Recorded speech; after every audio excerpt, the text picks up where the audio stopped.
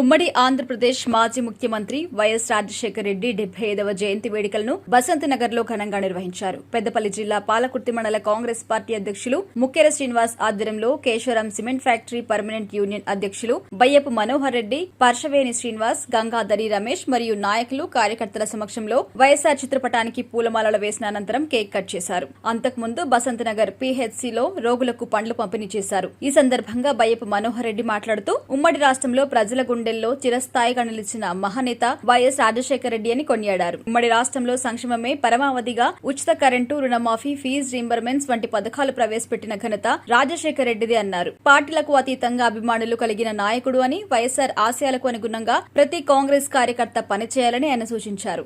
మన కాంగ్రెస్ పార్టీ పిలుపు మేరకు వర్గీయ దివంగత నేత పెద్దలు గౌరవనీయులు మాజీ ముఖ్యమంత్రి వర్యులు రాజశేఖర రెడ్డి గారి 75వ జన్మదిన సందర్భంగా ఈరోజు మా పాలకుర్తి మండల కాంగ్రెస్ పార్టీ ఆధ్వర్యంలో మా అధ్యక్షుడు ముక్కెర సీనన్న గారి ఆధ్వర్యంలో ఈరోజు పెద్ద ఎత్తున వివిధ గ్రామాలకు సంబంధించినటువంటి ఎంపీటీసీలు, సర్పంచులు, అదేవిధంగా విలేజ్ ప్రెసిడెంట్లు, కార్యకర్తలు, మా మహిళా నాయకురాలు గౌస్య, అదేవిధంగా గంగమ్మ, అందరం కూడా పేరు పేరున ఈరోజు మా నేత జన్మదిన సందర్భంగా నివాళులు అర్పించుకుంటూ ఈరోజు భారతదేశంలో ప్రజల గుండెల్లో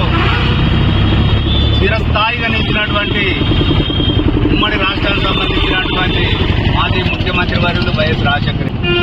ఇలా ఈ ఉమ్మడి రాష్ట్రంలో ఏదైతే ప్రజా సంక్షేమం అనే నినాదంతో ఆ రోజు 108 అయితేనేం, అదేవిధంగా మొట్టమొదటిసారిగా భారతదేశంలో రైతులకు ఉచిత కరెంట్ అనే సిస్టమ్ తీసుకొచ్చిన వ్యక్తి పెద్దలు రాజశేఖర రెడ్డి గారు.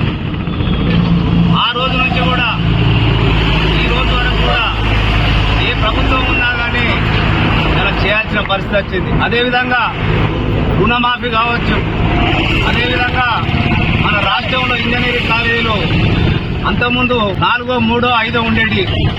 ఇలా పేద విద్యార్థులకు, బడుగు బలైన వర్గాలకు సంబంధించిన విద్యార్థులందరూ చదువుకుని ఉన్నత స్థానంలో ఉండాలని చెప్పి ఇలా ఆ రోజు జిల్లాకు ఒకటి, పట్టణానికి ఒకటి ఇంజనీరింగ్ కాలేజ్ తీసుకొచ్చి ఇలా ఫీజు రీఎంబర్స్మెంట్ అని చెప్పి ఇలా ప్రతి నిరుపేద విద్యార్థి చదువుకునేందుకు ఇలా ప్రయోజకులు అయ్యేందుకు కారణం ఇలా దివంగత నేత రాజశేఖర రెడ్డి గారు.